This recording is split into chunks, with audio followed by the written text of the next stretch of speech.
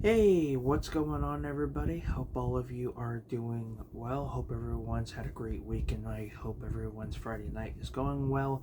And if you live overseas, I hope your day, whether it's morning, evening, afternoon, or night, I hope it's going well. And hope everyone is expecting a great weekend. I know I am. I'm actually going to be seeing the new Captain America film tomorrow, so I'm pretty excited about that. But today's video, I wanted to show you guys my snapper case collection. So, my snapper case collection over the years has either grown or it has shrunk. There are titles that I have upgraded to Blu-ray. There was titles I watched and just didn't really care for. I do like collecting the snapper case releases. Let's be honest. I mean, they were the first, the first wave of DVDs. That's how a lot of DVDs would, come in, is the snapper case release, especially a lot of the Warner Brother releases. Now, the one thing I like about them is that when you open them up, some of them actually fold out a little bit more, and they got the chapter selection, already attached to it, and they just they're just unique in their own way.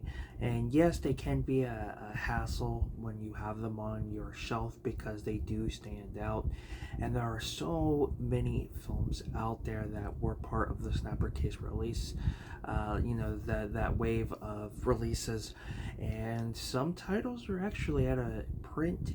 Well, I mean, they're all out of print, but what I mean is some of them actually have value. There are films that you can come across often, and you can get them cheap, but there are occasions where certain ones are going for a little more. I don't know why that is.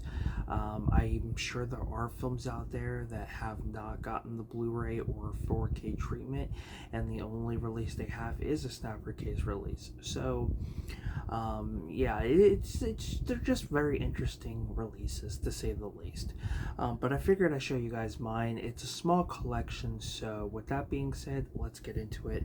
The first one being Forever Young. Now, this is not in the best shape.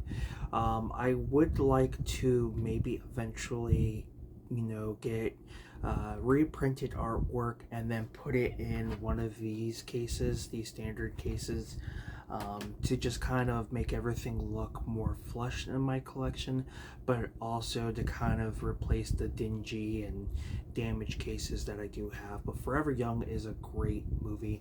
I don't believe this is available on Blu-ray here in the States. It's got Mel Gibson, Jamie Lee Curtis, a very, very young Elijah Wood, and I believe that's at least the only actors that I know of. But it's got a great story. It's a drama, which, as you guys know, and I've mentioned this many times, I'm not big into the drama genre. If it has a really good story and it gets me drawn in, then I will, if I do like it, I will pick it up. But a lot of times it's not really anything I care too much for. But this movie, highly recommend. It's, to me, a hidden gem of a movie because it's not one I hear people talk about. It's a film that not everyone has seen. So if you haven't seen it, give it a watch. I think you guys will like it. Next is Lost in Space. This film I absolutely love. I know it did not do too well in theaters, but I one thing that holds a special place in my heart, I can't speak for some odd reason, is the fact that I saw this when it first came out for my birthday at that time. So it over the years, it definitely has grown on me. I remember the toy line that was out, and I just remember it just being a really fun and entertaining movie with a really great cast. Unfortunately, William Hurt, he sadly passed a few years ago. I think he's a fantastic actor. He's got a lot of great films out there. And just the cast alone, I think is fantastic. I mean, we have the likes of, a very young Lacey Chabert. She was just coming off of Party of Five. We got Matt LeBlanc. Is it LeBlanc? Yeah, LeBlanc or LeBlanc, however you pronounce it. He at this time he's still doing Friends, usually around the gap after the series ends and before the new season starts. They usually have that break in between, and he was able to film this. Like I said, William Hurt. We have Mimi Rogers, Heather Graham. Who and Gary Oldman. Gary Oldman, who no matter what movie he's in, he does a fantastic, and I mean a fantastic job. Not only that, a little movie trivia for you guys. Well, not really movie trivia, but a little cool movie fact is that one of the original Lost in Space actresses actually has a cameo in this at the very beginning. So I'm not going to give away who that is, but you guys definitely, if you haven't seen it, check it out. It is cheesy. Does the CGI hold up? Not so much, but I think it's just a fun and entertaining film. And I feel like with the Lost in Space, universe, or whatever you want to call it, you can have different variants. We have the original 60s series, we have this, and then of course we have the newer Netflix series. So I feel like having different variations can work. It just depends if you get into it or not. Excuse me. Oops, sorry about that. So yeah, I do want to eventually upgrade this to Blu-ray because there is a Shout Factory release of this, like a collector's edition. I know there's a standard Blu-ray release, but I definitely want to eventually get that Shout Factory release. So it's definitely a fun movie and highly recommend. Now this, I don't understand why this movie does not have a Blu-ray. I know at one point on Peacock there was actually literally an HD version of this film, and for some odd reason it has yet to see the light of day on Blu-ray. I think, yeah, it's Warner Brothers, so I don't know what's taken so long. I'm hoping it will be part of the Warner Archive collection. I mean, if we're getting Just Friends on Blu-ray, I wouldn't be surprised if this one gets announced sometime this year, and that is Grind. I am big into the skateboarding genre. I grew up watching, the X Games. That was like my biggest thing growing up. Bam Margera, well, still am to this day, big punk rock band fan. Sum 41 was pretty much my go-to. It's kind of what saved my life after being severely bullied in my early years of high school. And not only that, but skateboarding as well. I had my own skateboard. I couldn't do any tricks, I'll be honest. The first time I ever landed a ollie, there was a rock in the way. I didn't see it and almost actually crashed off my board. But yeah, I just did it just right. I really enjoyed it. I also did inline skating as well, so I was very active. But this movie is absolutely hilarious. I mean, first and foremost, it has a really fun story. You have our main character, Eric Rivers, who really wants to be a pro skater and does everything to the biggest length that he can, and drags his friends involved. You got the actor. First and foremost, you got Adam Brody. Adam Brody, he was in one of those shows out there, like the OC or something like that. I can't remember exactly, but he's in this. And you have Mike Vogel, who's the main lead, who plays Eric River. He's done a lot of films out there.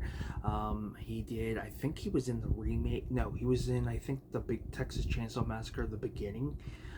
He was in that prequel, and then he was in Under the Dome, which was a Stephen King miniseries, and a few other films out there. You have Vince Villu. I'm not sure how you pronounce that. Do not quote me on this, but I do believe he plays Sweet Lou in this. He was also in Cabin Fever? I could be wrong on that, or it's Joey Curtin. Actually, no, I think it's Joey Curtin. I think Vince Villeneuve is in Rat Race. He plays Seth Green's brother. I get a lot of these actors confused. You got Jennifer Morrison. Jennifer Morrison, you know, she did House. She did Once Upon a Time. So she's in this. You got Bam Margera. You've got one of the London brothers. I don't think it's going to be on here. I don't know if it's Jeremy or what was the other? I can't remember the other London brother. No, one of them is named Jeremy, I believe.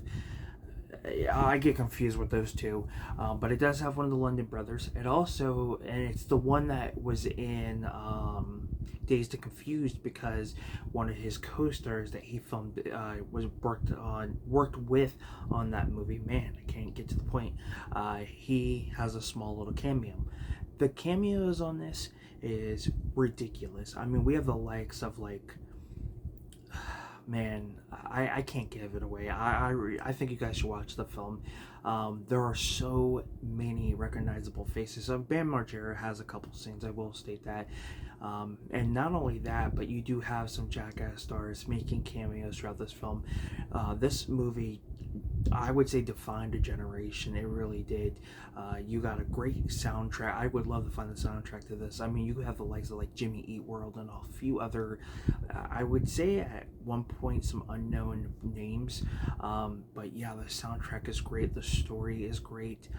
Just all in all, it's just a fun movie. And as I stated before, it had a HD version on Peacock, and why it never got a Blu-ray is beyond me. Hopefully it will. I mean, it's already surpassed the 20th. It's 20 years old. It came out in 2003. I mean, where's our 20th anniversary edition? Like, come on. I have been trying to find a homebrew, or in better terms, a bootleg copy that maybe somebody has out there from the, from like a copy of the Peacock version, since that is HD. And I'll be honest, it looked good in HD. When I sat down one night, I think it was like at 11 p.m. and just the quality looked amazing. I cannot get over how great it looked, and it's a fun movie. It's pretty entertaining. I will say that. Like, the chemistry between everybody is fantastic. It's relatable. So yeah, love Grind. Next is Freejack. So this one has a very interesting story, because this one did get a Blu-ray release, but it went out of print, and I wasn't even aware that it had gone out of print until I was looking it up. And it goes for a hefty price. Another one I wouldn't mind looking for, a homebrew, HD copy.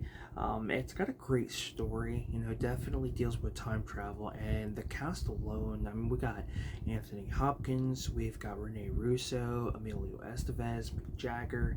I mean, just so many great stars, and it feels like an 80s movie, but it was it came out in 1992. So, excuse me, and I think the future that they go to is 2009, like their version of 2009, which is pretty funny. So I did do a review for this, so it is on the channel if you guys want to give it a watch. But for right now, the only way you're going to be able to watch it is by getting the DVD. Even the DVD, I think, is reasonable, considering that the Blu-ray goes for a good price. The DVD, I think you can get for like $10. Next is Lovesick. I have yet to watch this one, but from what I've seen, it looks pretty interesting. It's got Dudley Moore. I've been wanting to watch a lot of his films, and yeah, looks like a fun one. But yeah, I've had that in my collection for a little while. I'm a little behind on specific movies.